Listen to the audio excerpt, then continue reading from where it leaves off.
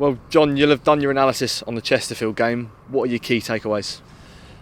I think that we weren't good enough over the 90 minutes to win the game, and obviously that's disappointing. We wanted to progress in the cup, and there's plenty of things that we can improve upon. I think we were okay in the first half, controlled the game for large parts, obviously conceded from a set piece, and I think the second half we were just way below standard, and then we came out and we didn't start particularly well, and I think that set the tone. And honestly, I don't think we deserved to get anything out of the game.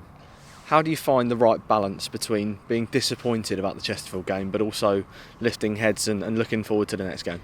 Well, I think the perfect thing is that we have this game tomorrow, so we've got no time to really dwell on it. We did the post-match analysis this morning, got everything out of the way, then moved straight on to Leyton Orient. There's plenty of lessons that we could learn from the weekend. We don't want to brush it under the carpet, but also we don't want to get too down about it, because I think it's our first loss in 90 minutes for 8 months.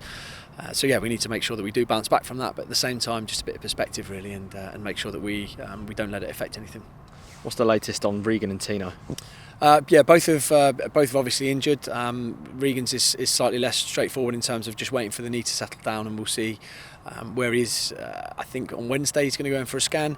A bit stiff, a bit swollen today, so we'll see how that is. We're not entirely sure what the issue is there. Tino's is a bit more straightforward.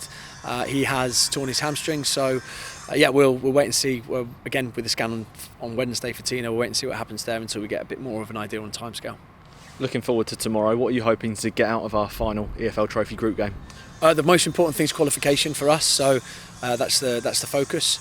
So qualification, and then sort of in behind that we need performance from the lads. We want to bounce back from the weekend. I think there's plenty of opportunities in there for lads to stake their claim for a place in the league side as well. So I think it's quite an exciting opportunity. Leyton Orient play really good football. The pitch is going to be good. It's going to be nice place to go. I think Brisbane Road, or I'm not sure what it's called these days, but I think overall it's going to be a good tie.